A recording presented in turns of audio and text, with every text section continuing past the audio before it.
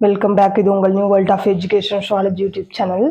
Today we will see about Unit 10th one Important breeds of dairy. அதுதான் பார்க்குறோம். நேற்று வந்து எக்ஸாட்டிக் பார்த்தோம். இன்னைக்கு வந்து இன்டிஜினஸ் வந்து பார்ப்போம். இன்டிஜினஸ் வந்து உள்நாட்டு இனங்கள், நம்ம நாட்டுக்குள்ளே இந்தியாவுக்குள்ளே வளர்க்கப்படுற இனங்கள் தான் வந்து இப்போ பார்க்க போகிறோம். அதில் இம்பார்ட்டண்ட்டான உள்ளதை மட்டும் பார்க்கலாம். First one Gir. வாங்க வீடியோக்குள்ளே போகலாம். அதுக்கு முன்னாடி நம்ம சேனல் ஃபஸ்ட் டைம் பார்க்குறீங்கன்னா கண்டிப்பாக சப்ஸ்கிரைப் பண்ண மறக்காதீங்க. அப்போ தான் நான் போடுற வீடியோஸ் எல்லாம் உங்களுக்கு நோட்டிஃபிகேஷனாக வரும். அண்ட் ஆல்சோ ஃபுல்லாக ஸ்கிப் பண்ணாமல் பாருங்கள். பார்த்துட்டு பிடிச்சிருந்தா லைக் கொடுங்க. அண்டு உங்களோட கமெண்ட் என்னங்கிறத கமெண்ட் பாக்ஸில் சொல்லுங்கள். வாங்க ஃப்ரெண்ட்ஸ் வீடியோக்குள்ளே போகலாம்.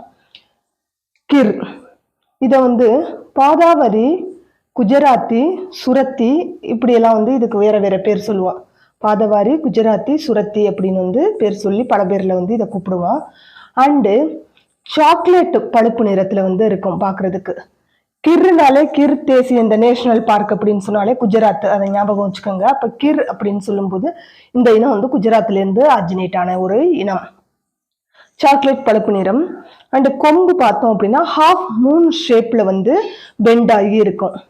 நல்ல நீளமாக ஹாஃப் மூன் ஷேப்பில் வந்து இருக்கும். அண்டு எவ்வளோ லாக்டேஷன் பீரியடில் பால் சுரக்கிற கால அளவில் வந்து எவ்வளோ பால் சுரக்கும் அப்படின்னா 1200லேருந்து 1800 கிலோகிராம்ஸ் வரை வந்து என்ன செய்யும்னா பாலை வந்து சுரக்கும். இதுதான் வந்து கிர் அப்படின்னு சொல்கிறோம். நெக்ஸ்ட்டு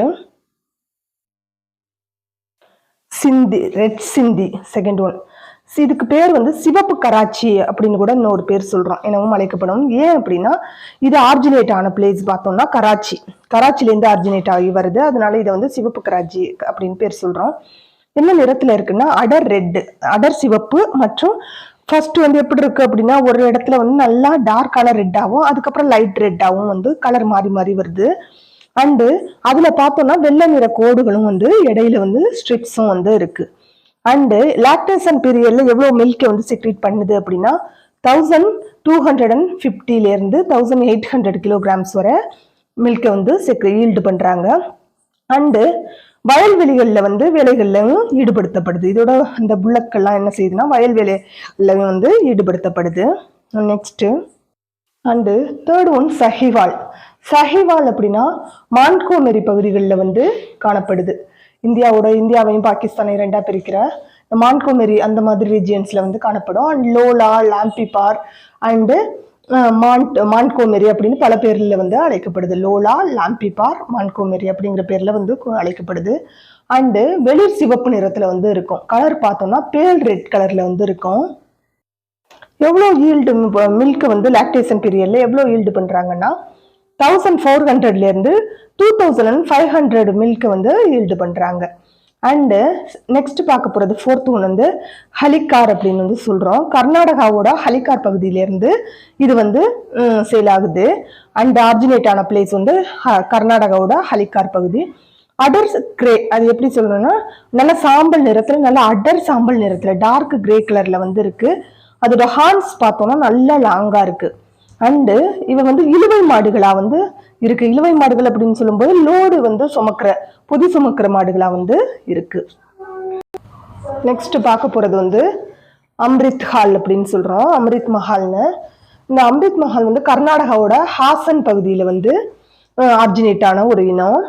அண்டு என்ன கலர்ல இருக்கும்னா ஒயிட் அண்ட் பிளாக் நிறத்துல வந்து காணப்படும். வெள்ளை மற்றும் கருப்பு நிறத்துல காணப்படும். கொம்பு நல்லா நீளமா இருக்கும், ஷார்ப்பா இருக்கும். And next Kangayam. காங்கேயம் காளைகள்னு சொல்றோம் இல்லையா, அதுதான். ஈரோடு, பெருந்துறை, தாராபுரம் இங்கெல்லாம் வந்து வளர்க்கப்படுது. சாம்பல் நிறத்துல வந்து உடம்பு சாம்பல் நிறத்துல இருக்கும். கொம்பு நல்லா கேப் விட்டு 2 கொம்பும் தனித்தனியா கடைசியில போய் அந்த நீல முடிகிற இடத்துல நல்லா வளைஞ்சு பெண்ட் ஆகி இருக்கும். அது கண்கள் பார்த்தோம்னா நல்லா டார்க் கலர்ல இருக்கும். எவ்வளோ அளவுல வளரும் அப்படின்னா மீடியமான சைஸ்ல வந்து வளரும். நெக்ஸ்ட் பார்க்க போறது வந்து பர்கூர். பர்கூர் அப்படிங்கும்போது ஈரோட பவானி பகுதிகளில் வந்து வளர்க்கப்படுது. அண்ட் என்ன கலர்னா பழுப்பு நிறத்துல இருக்கும். நல்ல வேகமா ஓடும். ஓகேவா. நெக்ஸ்ட் அம்பலச்சேரி.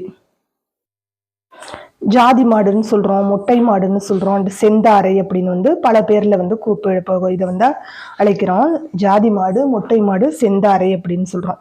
அண்டு இங்கே நம்ம தஞ்சாவூர்ல எல்லாம் பார்த்தோம் அப்படின்னா இந்த மாடு தான் அதிகமாக நம்ம பார்க்க முடியும். தஞ்சாவூர், திருவாரூர், நாகப்பட்டினம் இங்கெல்லாம் வந்து இந்த மாடு வந்து வளர்க்கப்படுது. அண்ட் மெயினாக டெல்டா ஏரியாஸில் வந்து இந்த பிளக் பண்ணுறதுக்கு உழுகுறதுக்கு வந்து பயன்படுத்தப்படுது. அண்டு முகத்துல பார்த்தோம் அப்படின்னா ஒரு வெள்ளை மார்க் வந்து இருக்கும். சர்க்கிள் ஷேப் மாதிரி ஒரு வெள்ளை மார்க் வந்து முகத்துல இருக்கும். நெக்ஸ்ட் நம்ம பார்க்க போறது வந்து புலிக்குளம். இது மதுரை பகுதியில் வந்து அதிகமாக காணப்படுது. இதை வேற பேர் என்னெல்லாம் சொல்லி கூப்பிடுறோம் அப்படின்னா ஜல்லிக்கட்டு மாடுன்னு சொல்றோம், செந்தாரைன்னு சொல்றோம், கடை மாடு, இதெல்லாம் வந்து இதுக்கு வேற பேர் சொல்லி இதை கூப்பிடுறோம். ஆல்ரெடி நம்ம பார்த்தோம் அம்பலச்சேரின்னு, அது வந்து தெக்கத்தி மாடு அப்படின்னு சொல்லுவோம். செந்தாரைங்கிறது ஆக்சுவலா வந்து இந்த புலிக்குள மாடுக்கு தான் இன்னொரு பேர் வந்து செந்தாரை, அது வந்து தெக்கத்தி மாடு. ஓகேவா. நெக்ஸ்ட் இந்த பேர்ல எல்லாம் இதை கூப்பிடுறோம். இது சைஸ்ல பார்த்தோம்னா மற்ற மாடை கம்பேர் பண்ணும்போது இது அளவுல வந்து சின்னதா இருக்கும். சாம்பல் நிறத்துல வந்து இருக்கும். கலர் பார்த்தோம் அப்படின்னா சாம்பல் நிறத்துல வந்து இருக்கும்.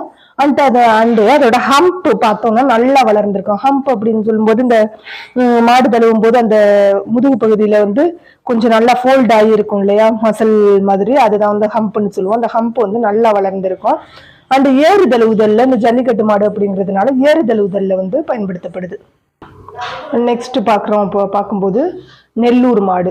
நெல்லூர் மாடு இதை வந்து ஓங்கோல் அப்படின்னு சொல்றோம். இதை வந்து நெல்லூர் மாடுன்னு இன்னொரு பேர்ல கூப்பிடுறோம்.